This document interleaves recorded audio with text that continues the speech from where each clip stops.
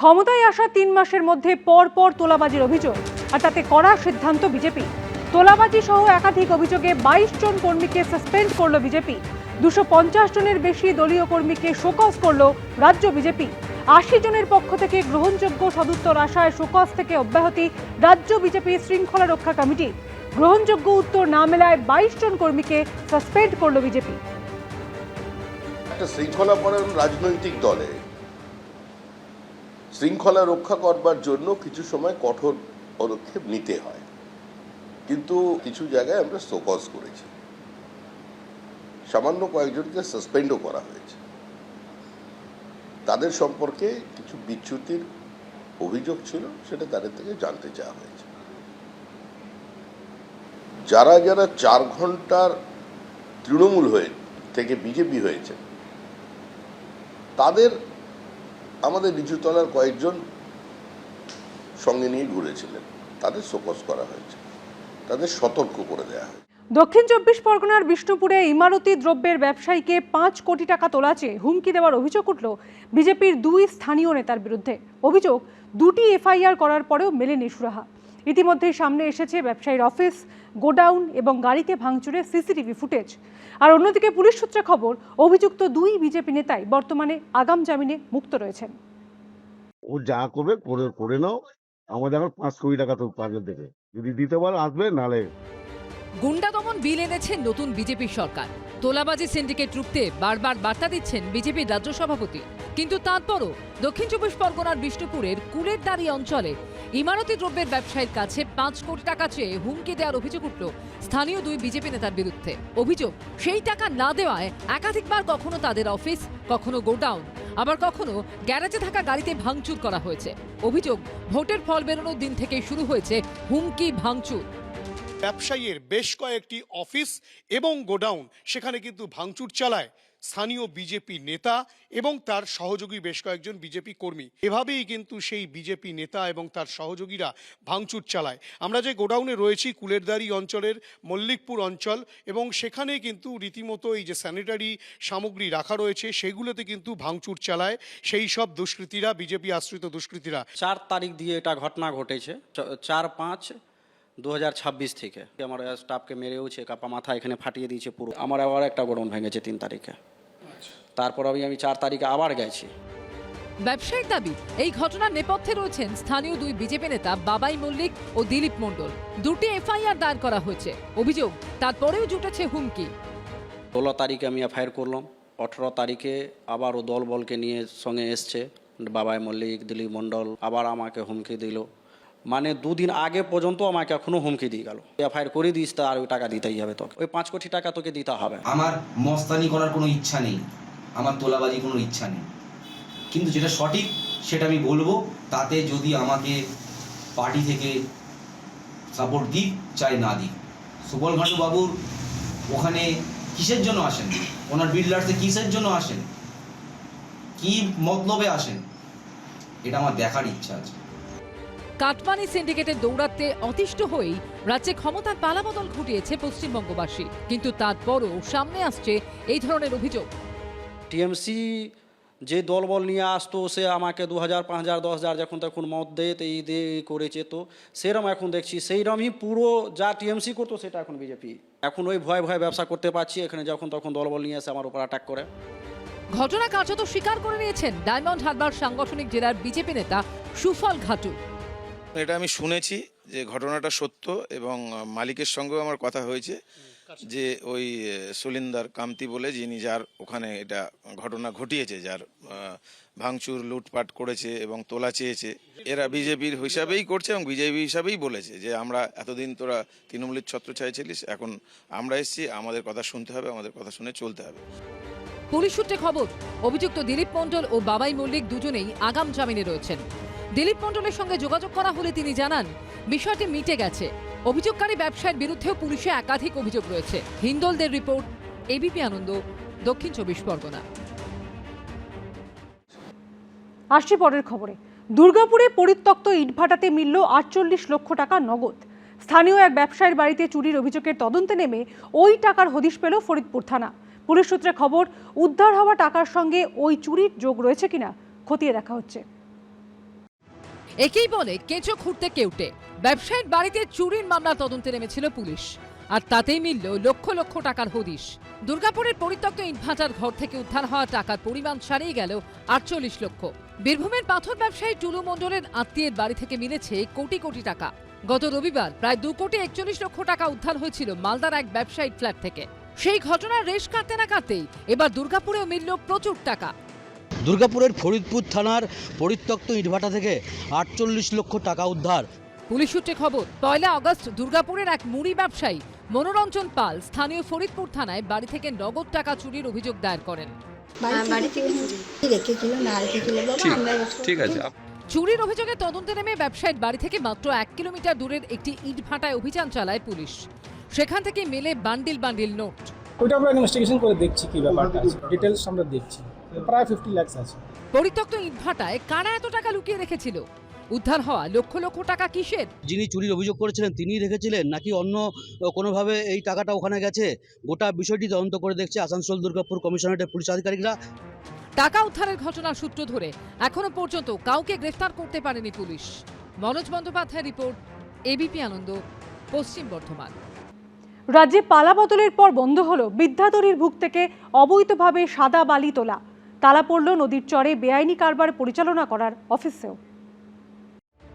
বিদ্যাধরীর বুক থেকে সাদা বালি তুলে পাচারের অভিযোগ। উত্তর 24 পরগনার হাড়োয়ায় আইনকে বুড়ো আঙুল দেখিয়ে বছরের পর বছর চলেছে এই কারবার। রাজ্যে পালা বদলের পর থেকেই বদলে গেছে সেই ছবি। বোর্ডের লোকেরা খাদের কিনে বোর্ড বোর্ডের লোকেরা কিভাবে বালি তুলতো? ওই লোকে চলতো খালি করে সাদা বালি তুলতো। এখন কি বন্ধ? সব বন্ধ সব।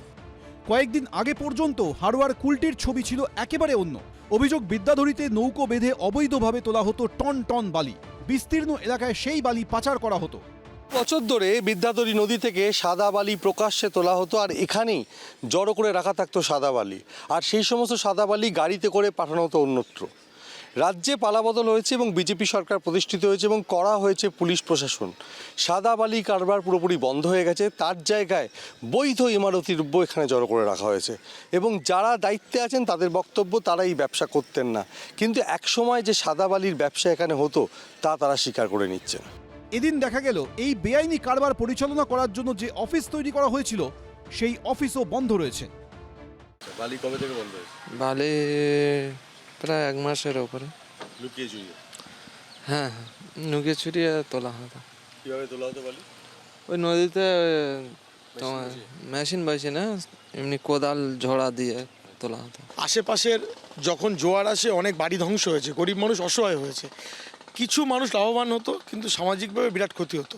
বালি তোলার যে পদ্ধতি আছে, সরকারিভাবে টেন্ডার করে যে পদ্ধতি আছে, যে সিস্টেম আছে, সেটা হিসেবে সরকার করবে, কিন্তু কোনো সিন্ডিকেট দিয়ে কোনো কারোর সাথে কোনো রকমভাবে সেটিং করে বালি তোলা হবে না, চলবে না। গত সপ্তাহে ইছামতি থেকে অবৈধভাবে বালি তোলায় গ্রেফতার করা হয়েছে 8 জনকে। 6টি নৌকা বাজেয়াপ্ত করেছে বাদুড়িয়া থানার পুলিশ। সমীরণ পাল, এবিপি আনন্দ।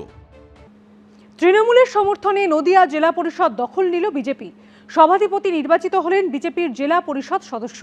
বিজেপি সদস্য প্রণতি বিশ্বাসের পক্ষে ভোট দেন 15 জন তৃণমূল সদস্য। আর নদিয়া জেলা পরিষদের মোট 52 জন সদস্যের ভোটদানে উপস্থিত থাকলেন না 31 জন। পুলিশ দিয়ে জেলা পরিষদ সদস্যের বাড়ি ঘিরে রাখা হয়েছিল বলে অভিযোগ করেছেন কালীগঞ্জের তৃণমূল বিধায়ক। বিজেপি সাংসদের অবশ্য বক্তব্য, তৃণমূলের বিরুদ্ধে দুর্নীতির বিরুদ্ধে অনাস্থা এনেছে। বিজেপির তৃণমূলীকরণ হচ্ছে কিনা তা নিয়ে যখন জোর জল্পনা চলছে, তখন রাজ্য রাজনীতিতে ফের চমক। তৃণমূলের সমর্থনে নদিয়া জেলা পরিষদ দখল করল বিজেপি। সভাধিপতি নির্বাচিত হলেন বিজেপির জেলা পরিষদ সদস্য প্রণতি বিশ্বাস। যাদের ইচ্ছা হয়েছে তারা আমাদের সাপোর্ট করেছে। এখানে আমরা প্রার্থী ছিল না এবং আমরা বিবেক ভোটে জিতেছি। গত 2 জুলাই অনাস্থা ভোটে অপসারিত হন নদিয়া জেলা পরিষদের সভাধিপতি ও তৃণমূল নেত্রী তারান্নুম সুলতানা মীর। নদিয়া জেলা পরিষদের মোট সদস্য 52 জন, তার মধ্যে 31 জন সদস্য জেলা পরিষদের সভাধিপতিকে অপসারণের জন্য ভোট দেন। এরপর বুধবার ছিল নতুন জেলা সভাধিপতি নির্বাচন, আর সেখানেই ছিল টুইস্ট। বিজেপির 6 জনের ভোট ছাড়াও বিজেপি সদস্য প্রণতি বিশ্বাসের পক্ষে ভোট দেন 15 জন তৃণমূল সদস্য, আর তৃণমূলের বাকি 31 জন সদস্য অনুপস্থিত ছিলেন। ফলে বিনা প্রতিদ্বন্দ্বিতায় সভাধিপতি নির্বাচিত হন বিজেপির প্রণতি বিশ্বাস। বদলে গেল নদিয়া জেলা পরিষদের রং, জোড়াফুল থেকে গেরুয়া। আবার গেরুয়াকে সমর্থন করলো তৃণমূলেরই একাংশ। গণতান্ত্রিক ব্যবস্থার মধ্যে জিতে এসেছে, এরকম তো কোনো জায়গায় লেখা নেই যে আমাদের 6 জন প্রার্থী আছে বলে আমরা নির্বাচনে প্রতিদ্বন্দ্বিতা করতে পারবো না। আমরা প্রার্থী দিয়েছি, একাংশের মানুষ আমাদের ভোট দিয়েছে ওখানে। নদিয়া জেলাবাসী একটা জিনিসেরই সাক্ষী হয়ে থাকলাম, কিভাবে রাষ্ট্রশক্তিকে ব্যবহার করে গায়ের জোরে বিজেপি আজকে এই জেলা পরিষদ দখলই করলো। এটা গণতন্ত্রের ক্ষেত্রে অত্যন্ত লজ্জাজনক একটা ব্যাপার। আমি তো শুনলাম পুলিশ দিয়ে লোকের বাড়ি ঘেরাও করা হয়েছে বিভিন্ন মেম্বারদের। তৃণমূলের জেলা পরিষদ সদস্যরা প্রথমে তাদেরই দলের জেলা পরিষদের সভাধিপতিকে সরিয়ে দিলেন, তারপর বিজেপির সদস্যকে সমর্থন করে তাকে সভাধিপতি হতে সাহায্য করলেন। রাজ্য রাজনীতিতে চমকের অন্ত নেই। প্রদ্যোৎ সরকারের রিপোর্ট, এবিপি আনন্দ। তৃণমূলের সমর্থনে নদিয়া জেলা পরিষদে বোর্ড গঠন করলো বিজেপি, যা দেখে অনেকে প্রশ্ন তুলছেন, এটা কি তাহলে বিজেপির তৃণমূলীকরণের নতুন পন্থা? বিধানসভা ঋতব্রত মডেল, লোকসভায় এনসিপিআই মডেল, রাজ্যসভায় দলবদল মডেলের পর জেলা পরিষদে নতুন স্ট্র্যাটেজি। চৌঠা মে তৃণমূলকে হারিয়ে রাজ্যে ক্ষমতায় আসে বিজেপি। 3 মাস পর 5ই আগস্ট তৃণমূলের সমর্থনে নদিয়া জেলা পরিষদ দখল করল বিজেপি। যেন তৃণমূলের একাংশ বললেন রং দে তু মোহে গেরুয়া, যা দেখে অনেকে বলছেন এটা কি তাহলে বিজেপির তৃণমূলীকরণের নতুন পন্থা? বিধানসভায় ঋতব্রত মডেল, লোকসভায় এনসিপিআই মডেল, রাজ্যসভায় দলবদল মডেলের পর জেলা পরিষদ দখলের নতুন স্ট্র্যাটেজি। পশ্চিমবঙ্গের রাজনীতিতে বিরোধী দল ভাঙানোর ছবি একেবারেই নতুন নয়। 15 বছরের তৃণমূল জমানায় এই নজির রয়েছে ভুরি ভুরি। কিন্তু প্রথমবার রাজ্যে ক্ষমতায় আসার পর বিজেপির রাজ্য সভাপতি সৌমিক ভট্টাচার্যের মুখে শোনা গেছিল এই দাবি, বিজেপি তৃণমূলীকরণ হবে না। কিন্তু বাস্তবে দেখা যাচ্ছে অন্য ছবি। তৃণমূল ভেঙে টুকরো টুকরো হয়ে যাওয়ার পর প্রথম বিধানসভায় তৈরি হয় ঋতব্রত তৃণমূল। অভিযোগ, যারা প্রকৃত বিরোধী নয়, আদতে বিজেপি ঘেঁষা, বিজেপির তৈরি ছদ্ম বিরোধী। এটা আপনাদের সমর্থন করে বলার চেষ্টা করছি, আপনি জোর করে আমাকে বিরোধী বানাচ্ছেন। লোকসভায় আবার অন্য মডেল, প্রথমে বিদ্রোহ, তারপর এনসিপিআইতে মিশে যাওয়া, এরপর সরাসরি বিজেপি নেতৃত্বাধীন এনডিএকে সমর্থনের ঘোষণা। তারা কখনো এনডিএর বৈঠকে অংশ নিচ্ছেন, কখনো শুভেন্দু অধিকারীর সঙ্গে সাক্ষাৎ করছেন। আর রাজ্যসভায় তৃণমূলের পদত্যাগী 3 সাংসদকে তো সরাসরি গ্রহণ করেছে বিজেপি। তারপর তাদেরই ছেড়ে আসা আসনে তাদেরই রং বদলে রাজ্যসভায় পাঠিয়েছে গেরুয়া শিবির। আর এবার তৃণমূলের সমর্থনে নদিয়া জেলা পরিষদ দখল করল বিজেপি। কে কাকে স্বতঃস্ফূর্তভাবে সমর্থন করেছেন বা কি কারণে করেছেন সেটা যতক্ষণ না জানতে পারছি ততক্ষণ আপনার প্রশ্নের উত্তর দেওয়ার মতন জায়গায় আমি নেই। নদিয়া জেলা পরিষদে দেখা যাচ্ছে যে বিজেপি তারা দখল করেছে নদিয়া জেলা পরিষদ। বলতে পারবো না। 3 মাস কেটেছে, এখন বাকি দীর্ঘ সময়। আগের আমলের মতো এই আমলেও কি দলবদল অব্যাহত থাকবে? বিজেপির তৃণমূলীকরণ কি এভাবেই চলবে? আশাবুল হোসেন ও শিবাশিস মৌলিকের রিপোর্ট, এবিপি আনন্দ। বাংলাদেশে ফেরার বার্তা শেখ হাসিনার, বাংলাদেশের মানুষের কাছে আমি ফিরব, খুব তাড়াতাড়ি আমি বাংলাদেশে ফিরতে চাই, ডিসেম্বরে ফিরতে চাই, সময় তারিখ পরে জানিয়ে দেব, ফেরাতে চাই গণতন্ত্র। অডিও বার্তা বাংলাদেশের প্রাক্তন প্রধানমন্ত্রী।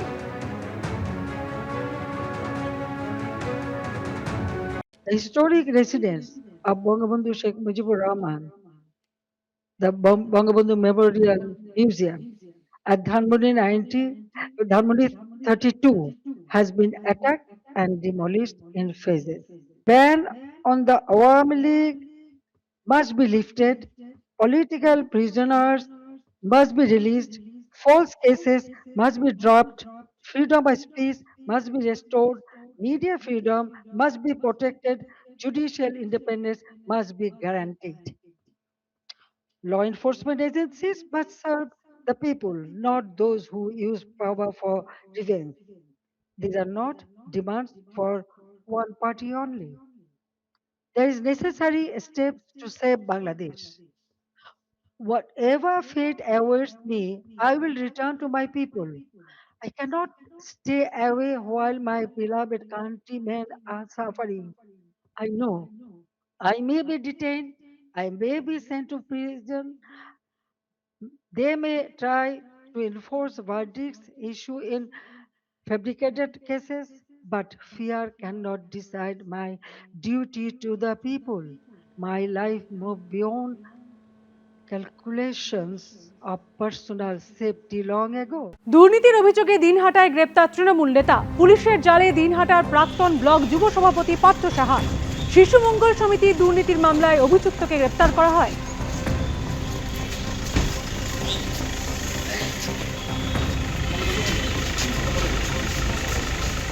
অন্যদিকে তোলাবাজির অভিযোগ, ডোমজুড়ে গ্রেপ্তার তৃণমূল নেতা, পুলিশের জালে তৃণমূলের প্রাক্তন যুব সভাপতি সানি মোল্লা। অভিযুক্তের বিরুদ্ধে তোলাবাজি এবং বেআইনিভাবে মাটি বিক্রির অভিযোগ রয়েছে। হাওড়া আদালতে নিয়ে যাওয়ার সময় ডোমজুর থানার সামনে বিক্ষোভ দেখায় বিজেপি।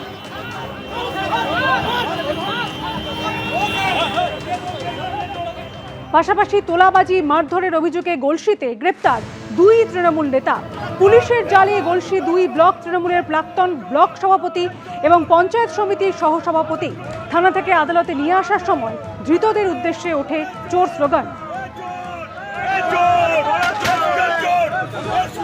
এবিপি আনন্দ, এগিয়ে থাকে, এগিয়ে রাখে।